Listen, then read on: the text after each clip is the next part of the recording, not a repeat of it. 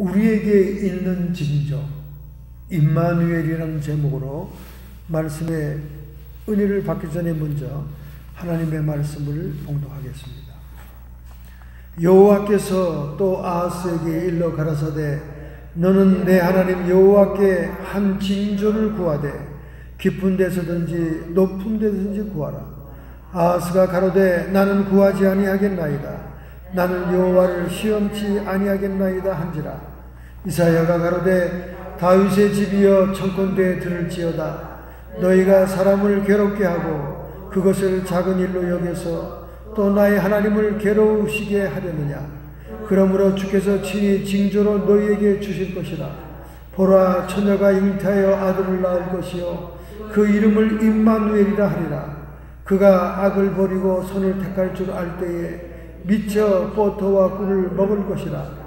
대저 이 아이가 악을 버리고 선을 택할 줄 알기 전에 너의 미워하는 두 왕이 땅이 패한 바 되리라. 여호와께서 에브라임이 유다를 떠날 때부터 당하여 보지 못한 날을 너와 내 백성 내 아비의 집에 임하시리니 곧 아수르의 왕에 오는 날이니라. 아멘. 오늘 말씀의 제목은 우리에게 있는 징조 임마누엘이라는 말씀입니다. 성탄절이 가까우면 여러 가지 많은 현상들이 있죠. 기후적으로는 눈이 내립니다. 눈이 내리는데 미국의 남동부, 비교적 따뜻한 동네인 남동부에 눈폭풍이 내렸습니다. 태풍과 함께 눈발이 날렸어요. 그래서 다수의 사망자가 발생하고 수십만 가구가 전기가 나갔습니다. 추운 겨울에 전기가 나갔으니 얼마나 고생들 했겠습니까? 여기 지역이 어디냐면 노스, 사우스 캐롤라이나, 버지니아, 조지아, 테니시, 알라바마, 동남부 주들에 눈폭풍이 일어났습니다. 좀처럼 그런 일이 일어나지 않은 동네인데 굉장히 따뜻한 동네죠. 조지아, 아틀란타, 다 따뜻한 동네입니다. 근데 눈폭풍이 일어났습니다. 그래서 폭설과 강풍으로 완전히 고속도로는 마비됐고요. 자동차들이 움직일 수 없고 또 현지에서 4명이 얼어 죽었어요. 사망했습니다. 그래서 모든 도로가 폐쇄가 된 그런 엄청난 피해가, 좀 한방눈이 잔잔하게 내렸으면 크리스마스 분위기가 나고 좋았을 텐데 엄청난 그런 비가 내렸습니다. 눈이 내렸습니다. 특별히 또 크리스마스 시즌이 가까우면 많은 분들이 예수님의 탄생을 축하하면서 홈리스들에게 잠바를 선물하거나 담요를 선물하는 그런 일들이 많이 있습니다. 그런데 이 실리콘밸리의 어두운 그림자다 하는 그런 기사가 났습니다. 하이테크 기업이 홍수처럼 많은 이 동네에 홈리스 학생들이 너무나 많다는 거예요. 그러니까 이스트 팔로알토 레이븐스우드 초등학교 교육구에는 그 팔로알토 지역은 하이텍이 막 집중된 곳이죠. 얼마나 많습니까? 하이텍들이. 전 세계에 인터넷을 주관하는 그런 대기업들이 주로 가 있는 데가 스탠포드 대학 근처와 또 프리웨이 넘어 이스트 팔로알토까지 이렇게 연결이 되죠. 거기에 그 레이븐스우드 초등교육구의 학생의 23%가 홈리스라는 거예요.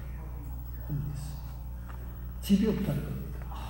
이 추운 겨울 연말 성탄절 시즌에 추리에 등이 켜지고 집집마다 아름다운 장식이 켜질 그때에 집이 없는 학생들이 23%라는 거예요. 더군다나 왜 하이텍 기업이 밀집된 그 지역에 더 없을까? 당연하죠. 하이텍 기업의 엔지니어들, 테크니시언들이 집들을 다 차지하고 있으니까 가난한 학생들은, 가난한 집들은 집을 다 잃어버렸죠. 왜냐하면 아파트비는 엄청 올라가죠. 감당할 수 없으니까 다 버리고 나오지 않습니까? 집도 마찬가지죠.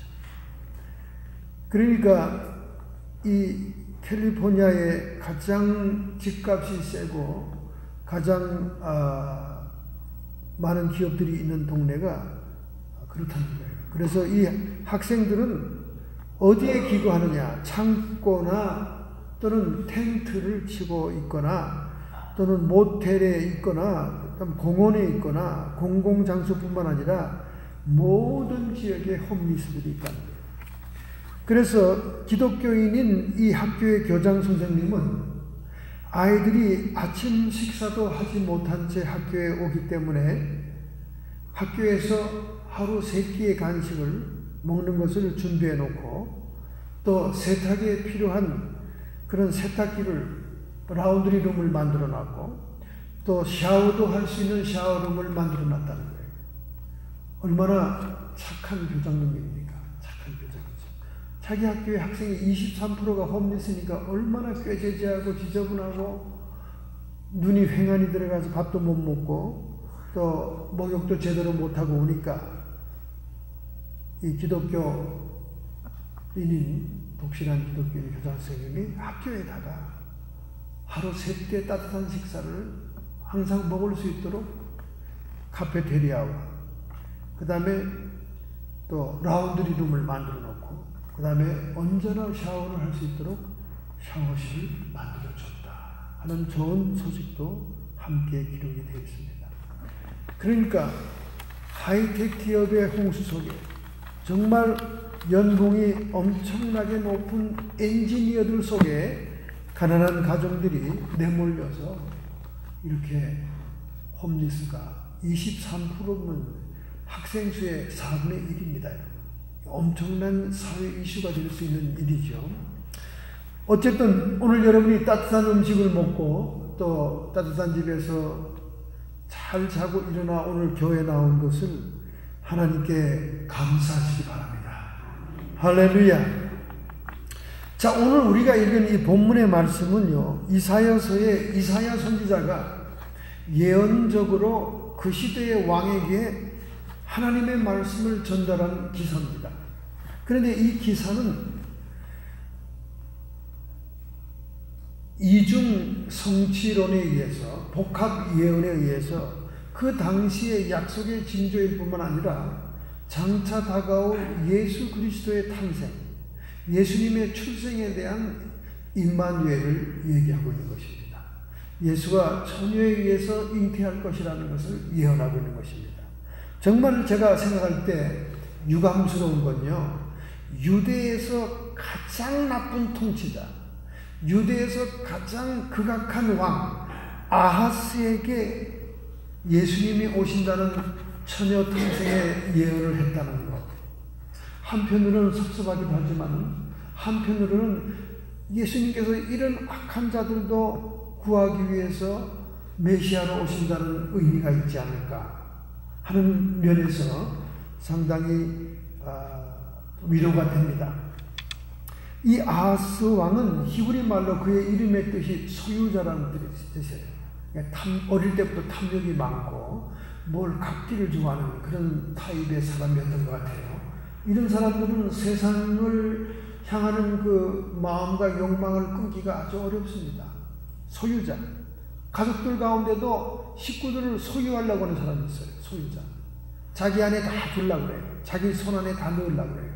자기가 다 가족들을 컨트롤하려고 합니다. 이런 사람들이 있어요. 이런 사람들은 굉장히 욕심이 많기 때문에 세상 욕심을 떠나기가 힘듭니다. 가만히 제가 여러 교인들 신방을 해보면서 가족들을 보면 그 가족에 딱 휘어잡는 사람이 있어요. 소유자. 컨트롤하고 그 소나기에 안 들어오면 파토를 놉니다. 소나기에 안 들어와? 그러면 막 괴롭혀요. 그런 가정마다 다 그런 분들이 있어요. 착하고 좋은 가정에는 없겠지만은 하여간 아하스가 그런 부류의 사람이었습니다. BC 735년부터 715년까지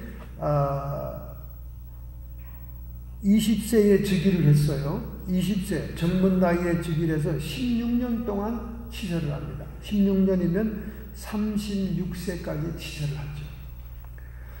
그런데 이 유대 나라는 남쪽 나라거든요. 그 다음에 이스라엘은 북이스라엘은 북쪽 나라잖아요.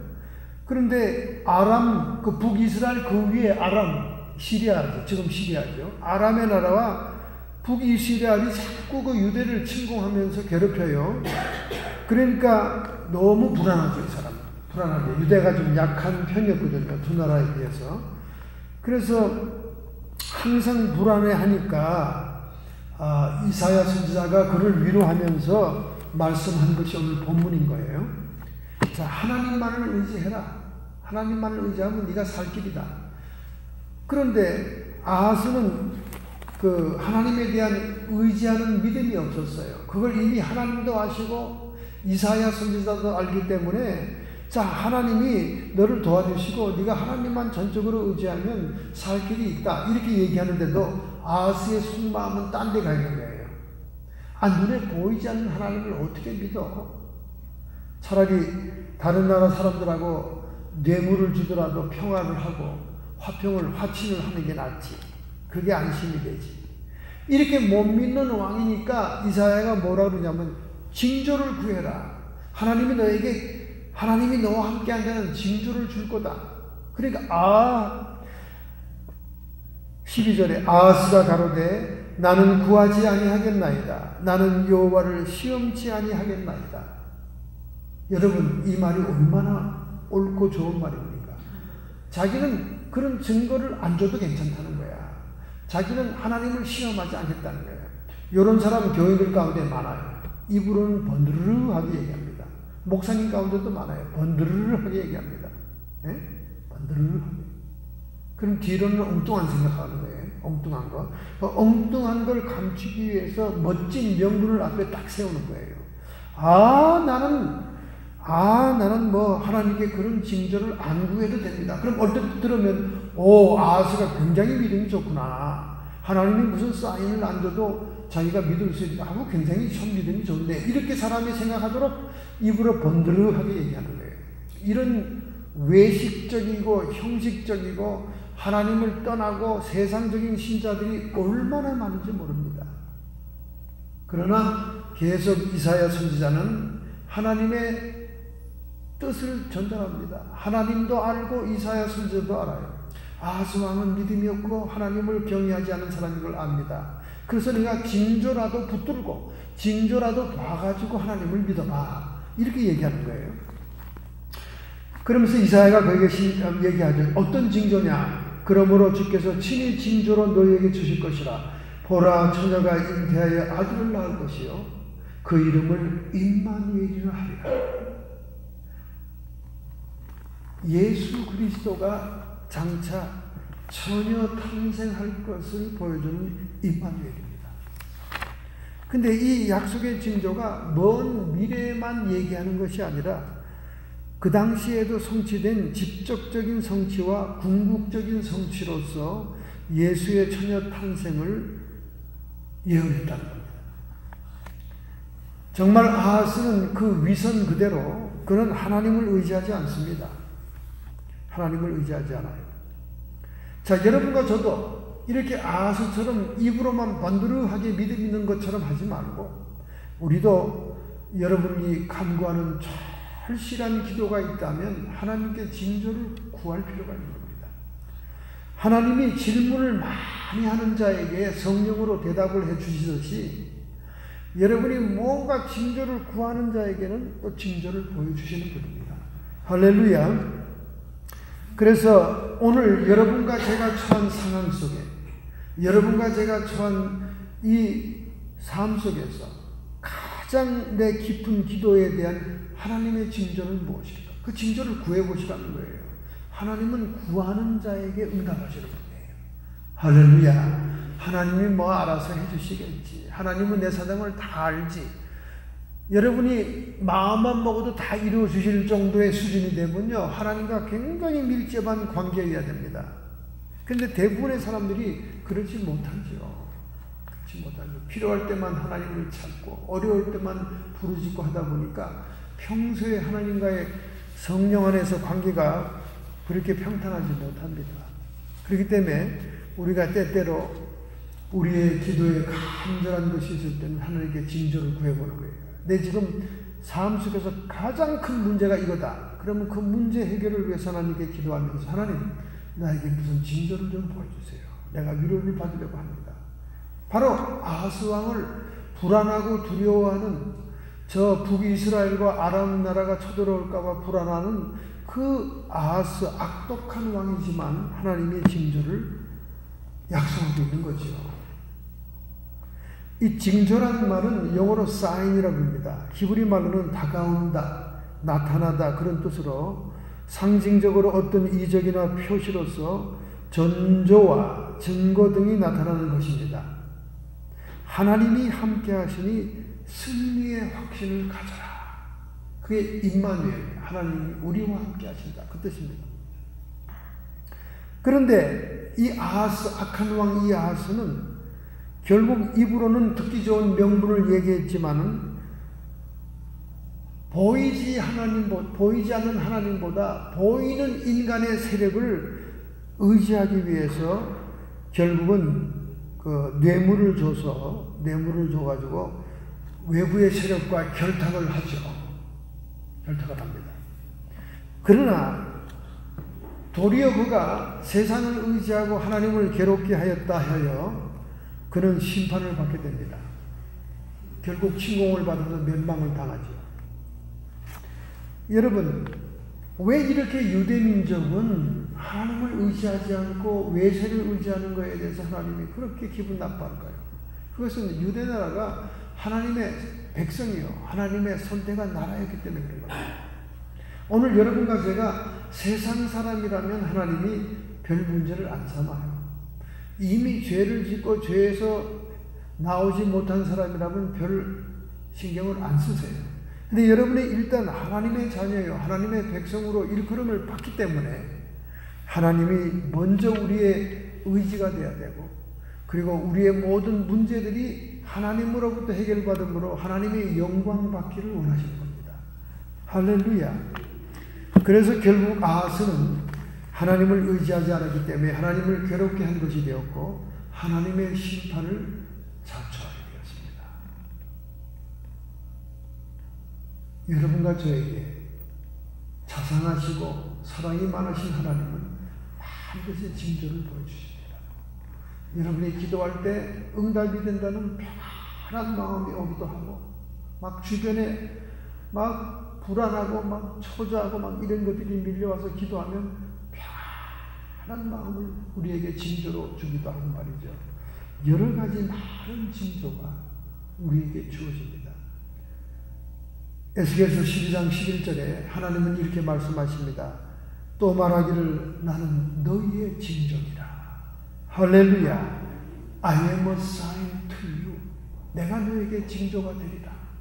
이렇게 약속하셨기 때문에 여러분과 저는 답답한 일이 있으면 점쟁이 찾아가고, 뭐 한국식으로 무당 찾아가고, LA 가면 모처럼 LA 갔으니 영한 점집에 가자, 점집에 가고, 여기 베이 에리아에 예수 믿는 것들 LA 내려가면 다 점집에 갑니다. 다 알고 있어요. 다 알고 있어요. 다 점집에 갑니다. 왜 거기서 징조를 찾습니까? 점집에 가서 여러분이 말만 듣는 게 아니라 영이 붙여와요. 귀신이 붙어옵니다. 점집에는 어마어마한 귀신들이 많아요. 여러분이 점집을 찾아갈 만한 그런 교인이라면 귀신이 들어갈 만한 교인이 되는 거예요. 귀신 딱 붙어가지고. 여러분이 점 봐가지고 속이 시원했죠?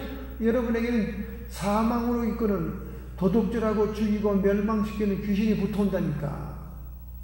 그래서 점집을 자주 떠나던 사람들은요, 귀신이 잘 안 나가요. 왜냐면 점을 좋아하니까. 이미 합법적으로 문을 열어놨기 때문에 귀신이 잘 떠나지 않아요. 그리고 그 귀신은 계속 여러분의 인생을 도둑질하고 죽이고 멸망시키는 데로 이끌어갑니다. 우리는 이런 사신, 우상, 사수라는 이런 데 가서 징조를 구하지 말고 하나님께 여러분이 구하시면 하나님은 더 확실하게 알려주십니다. 할렐루야. 두 번째는 14절이죠. 두 번째, 주께서 친히 징조를 너희에게 주실 것이다. 보라, 처녀가 잉태하여 아들을 낳을 것이요 그 이름은 임마누엘이라 하리라. 왜 예수님의 별명이 임마누엘일까? 임마누엘은 하나님이 우리와 함께 계시다는 뜻인데 왜 예수님의 별명이 그걸까? 예수 그리스도를 믿음으로 우리는 하나님과 함께 하게 되기 때문에 그래요. 어디서? 하나님의 나라에서. 어디서? 이 땅에서도 우리 안에 주님을 모시고 살 수 있습니다. 여러분, 요한계시록 21장 3절에 보면 보라, 하나님의 장막이 사람들과 함께 있으네. 하나님의 궁극적인 목표가 뭘까요? 그가 사랑하는 자녀들과 함께 사는 것입니다.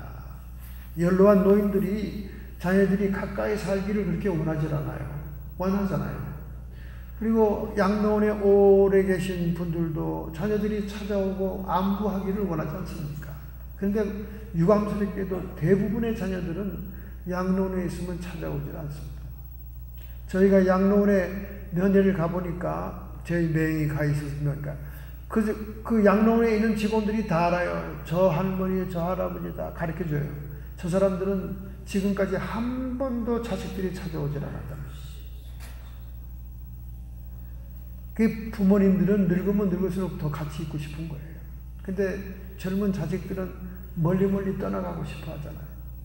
근데 하나님은 정말로 우리를 사랑하는 자녀로 알고 있기 때문에 하나님은 궁극적으로 함께 사는 걸 원합니다. 그게 하나님 나라예요. 그게 천국인 거예요. 그래서 요한계시록 21장 3절에 예수님이 재림하는 그 모습을 얘기하면서 보라, 하나님의 장막이 사람들과 함께 있도다. 하나님의 집에 하나님과 하나님의 자녀들이 함께 거하게 되었다. 할렐루야. 이게 왜 그렇게 되느냐? 임마누엘이라고 별명에 붙은 예수님 때문에 그렇게 됐다고 말이에요. 예수님을 영접하고 죄사함 받고 복음을 받아들여서 우리가 중생하고 하나님의 생명으로 충만했다가 그 생명으로 성령으로 인도함을 받아 하나님 나라에 들어왔다는 거 아닙니까? 할렐루야.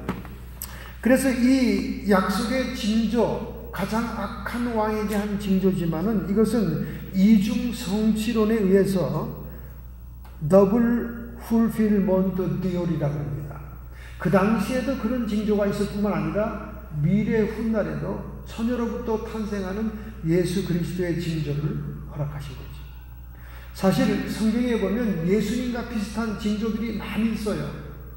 여러분, 아브라함과 이삭과 야곱의 자식 가운데 요셉이라는 사람은요, 예수님의 예표로 40가지가 맞습니다.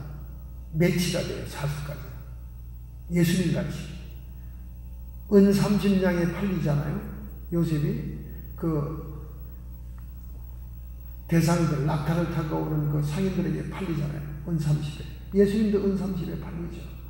이런 것들이 요셉에게서 예수님이 40가지의 유사성이 있는 것처럼 성경 도처에는 예수님에 대한 예표 많습니다. 많아요. 모리아 산상에서 하나님의 명령으로 자식을 죽이게 됐던 아브라함, 그 이삭의 모습은 하나님이 예수님 자기 아들을 죽게 하는 모습, 그 예표하는 거예요. 이런 식으로 성경에는 그 징조를 통해서 예언이 성취되는 게 많습니다.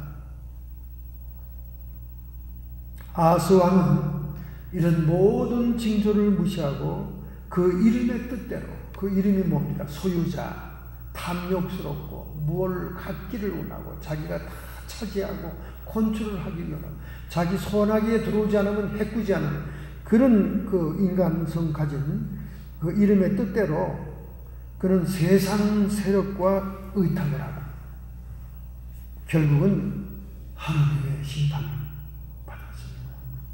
하나님의 심판.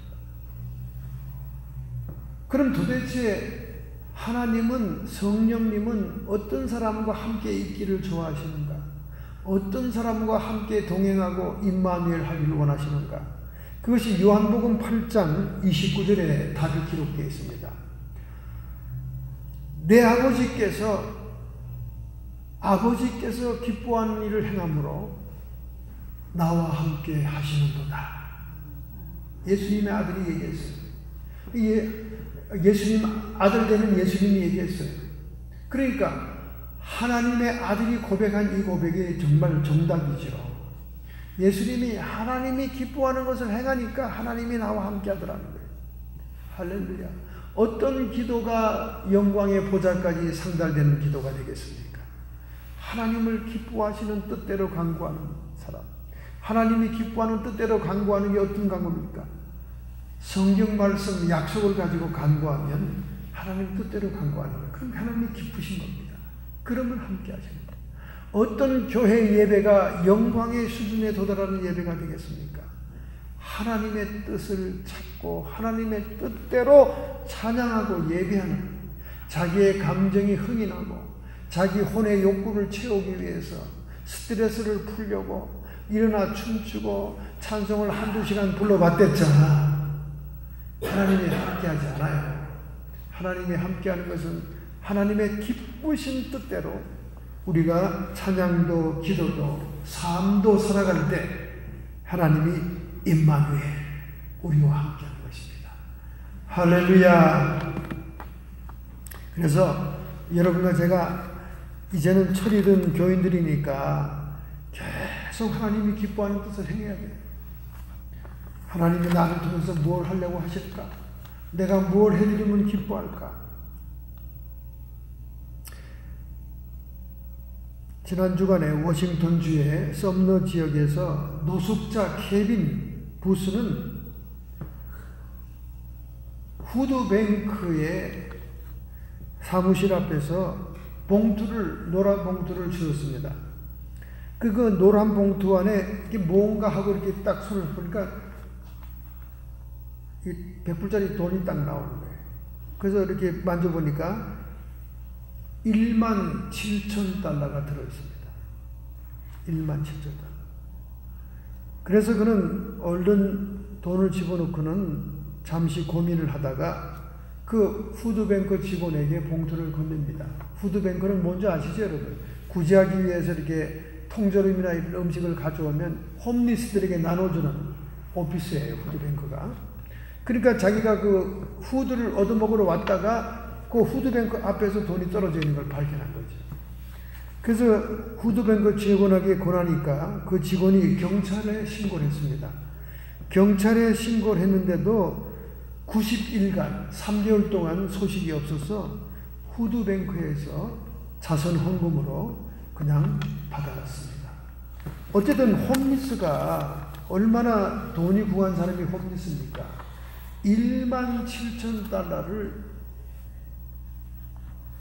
주인을 찾아달라고 반환했다는 것은 보통 마음이 아니에요. 여러분 같으면 어땠을까 생각 한번 해보세요. 여러분 같았습니다. 그러니까 홈리스가 대단한 거죠. 홈리스가 당장 뭐 필요한 것들이 많은 사람인데, 자, 이렇게 우리가 홈리스마저도 그 양심을 속이지 않고 이렇게 기쁘게 하잖아요. 마찬가지입니다. 우리도 양심을 속이지 않고 거짓말하지 말고, 거짓말이 입에 뱄어요. 우리들은 아주 생활에 거짓말이 입이 뱄습니다. 그런데 여러분이 작은 거짓말들을 계속 하다 보면 큰 거짓말을 하게 되는 거예요. 작은 거짓말도 얼른 회개하고 양심이 어긋난 건 털어버려야 돼요. 그래야 여러분의 영이 깨끗해지고 민감해집니다. 그래서 중생하는 사람들이 회개할 때는요, 과거에 내가 훔쳤던 거, 과거에 내가 누구에게 뺏고 주지 않은 거, 이런 것들을 다 도로 물러주고 회개하고, 또 물러줄 때는 더 주고 해가지고 회개가 되는 거예요. 그래서 진정한 중생이 되고 깨끗한 영혼이 되면 그 하나님이 기뻐하시는 겁니다. 그런데 그런 사람들을 이 시대에는 찾아보기가 힘들잖아요. 그잖아요? 힘들잖아요. 그러니까 무슨 회개를 했는지를 모르겠어요. 제대로 했는지.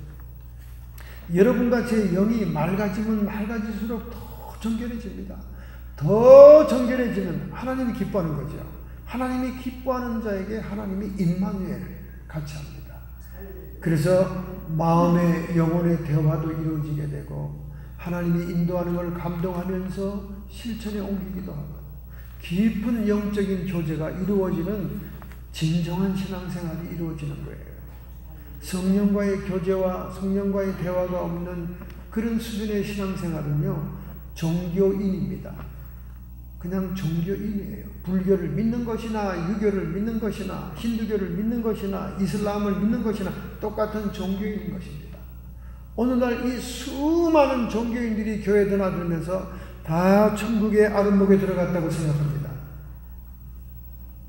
천국은요, 예수 잘 믿는 골수 분자들 가운데 약 2%만 간다는 그런 간증이 있습니다. 얼마나 들어가기 힘든지 몰라요. 얼마나 힘든지 모릅니다. 그러게 천국이 쉽지 않아요. 쉽지 않습니다. 내가 예수님을 영접합니다. 이렇게 영접해놓고는 천국 백성 됐다고 생각하면 안 됩니다. 절대 안 됩니다. 우리에게 뿌려진 것은 하나님의 생명의 씨앗 하나가 떨어진 거예요. 생명의 씨앗이 하나가 떨어졌다고 해서 벌써 옥수수가 다 열렸고 참외가 열리고 수박이 한 통이 온 게 아닙니다. 그 씨가 자꾸 내 안에서 자라나야 돼요. 성장해야 됩니다. 그래서 우리의 거짓과 어두움과 모든 욕심들을 밀어내고, 그리스도 예수의 사람들은 정과 욕심을 십자가에 못 박았느니라. 할렐루야. 여러분이 정과 욕심을 십자가에 못 박았고 정말 하나님이 기뻐하는 뜻을 행하는 그런 상태에 왔냐 그 말이죠. 그것이 천국 백성이라는 증거입니다. 할렐루야. 이러한 성화의 삶으로 우리가 계속 나가야 됩니다. 그럴 때 임마누엘 하나님, 성령으로 우리 안에 계신 주님, 이 주님께서 나를 천국으로 인도하기 위해서 부단히 내 안에서 역사한다고 말이에요. 그 성령이 없고 성령이 교제하지 않는다면, 성령으로 말미암지 않고는 예수를 주라고 신할 수 없느니라. 성령이 우리와 더불어, 우리 영과 더불어 우리가 하나님의 자녀인 것을 증거하시나니, 성령이 우리를 증거해줘야 우리가 하나님의 자녀인 것이에요. 성령이 우리 영과 더불어 우리를 자녀라고 증거도 안 하는데 자기는 자녀라고 얘기해봤자 소용없는 거죠.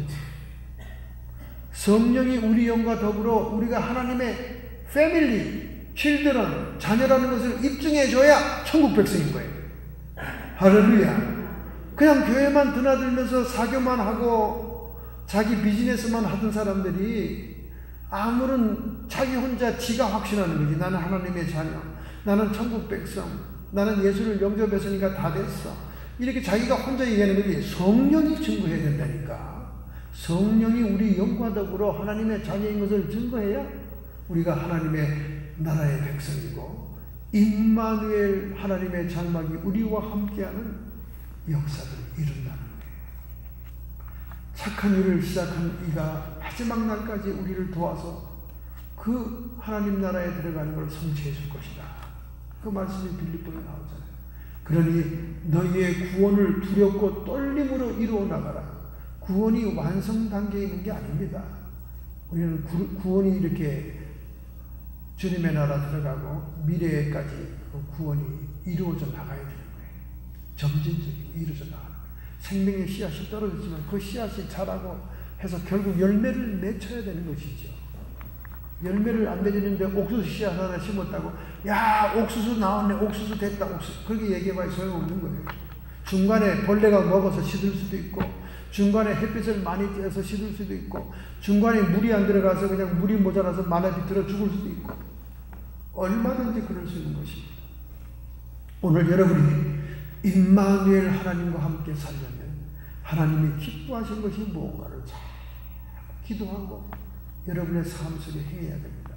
이 하나님이 기뻐하는 뜻을 알려면 성경을 주야로 묵상하고 영혼의 양식으로 먹지 않고는 하나님의 뜻을 알 수가 없죠. 하나님의 뜻을. 성경이 필요 없다고 얘기하는 사람들이 요즘 얼마나 많습니까? 펜타코스탈, 그 막 성령만 주장하는 그런 교파들 가운데 성경이 필요 없다고 얘기하는 사람들이 많아요. 그거는 뉴 에이지와 사마니즘으로 들어갑니다. 그리고 정령 숭배 사상으로 빠지고 맙니다. 이건 아주 신앙이 타락되는 거예요. 하나님의 말씀을 주야로 묵상하는 자라야 시냇가의 신기운 나무처럼 사시사철 열매를 맺는 거예요. 할렐루야. 여러분 안에 떨어진 성령의 하나님의 생명의 씨앗이 사시사철 열매를 맺으려면 말씀을 주야로 묵상해야 된다는 거예요. 거기에 하나님의 기쁘신 뜻이 있으니까. 그러는 자라야, 그렇게 묵상하는 자라야 형통을 주신다고 그랬어요. 할렐루야. 오늘 이 말씀이 여러분에게 징조로 역사하기를 주님의 이름으로 축원합니다. 여러분의 가슴에 손을 얹으시기 바랍니다. 결단하고 결심합시다. 하나님, 약속의 징조를 구하겠나이다. 그 약속의 징조를 통하여 임마누엘의 하나님이 주님을 기쁘시게 함으로 나와 동행하는 삶이 되게 해 주옵소서. 여러분이 결단하시기 바랍니다. 여러분의 아픈 부위에 손을 얹기 바랍니다. 하나님 아버지, 저희들은 연약하고 부족하고 깨어지기 쉬운 질그릇에 불과합니다. 그래서 저희가 약함으로 하나님의 약속을 되새기기 위해서 말씀을 주야로 묵상하게 하여 주시옵시며, 하나님의 기쁘신 뜻을 알아 주님의 뜻을 행함으로 인해서 하나님이 우리 안에 동행하고 동거하게 해 주시오. 궁극적으로 하나님의 장막이 사람들과 함께 되는 그곳에 참여하는 저희들이 되게 해 주시옵소서. 이 일을 이루기 위해 오늘 주님 앞에 우리의 의지를 드려 결단합니다. 축복하여 주시옵소서. 이 시간 예수님의 이름 권세로 결단하는 모든 성도들 머리에 하나님의 축복이 임할지어다. 정신과 육체의 역사는 모든 질병들은 그 고통과 아픔을 내려놓고 이 시간 예수님의 피권세로 치유함을 받을지어다. 악한 마귀 사탄 귀신의 세력들은 도둑질하고 죽이고 멸망시키기 위해서 우리의 주변에 포진하고 있지만 이 시간 주님께서 승리하셨으니 쫓김받고 떠나갈지어다. 오직 주의 천사들만이 우리와 함께 거함으로 하나님의 뜻을 실천하는 저희들이 되게 하여 주시옵소서. 그리하여 하나님을 기쁘시게 하고 하나님의 영광을 드러내게 주옵소서. 예수님의 이름으로 감사하며 축복하며 기도하옵나이다. 아멘.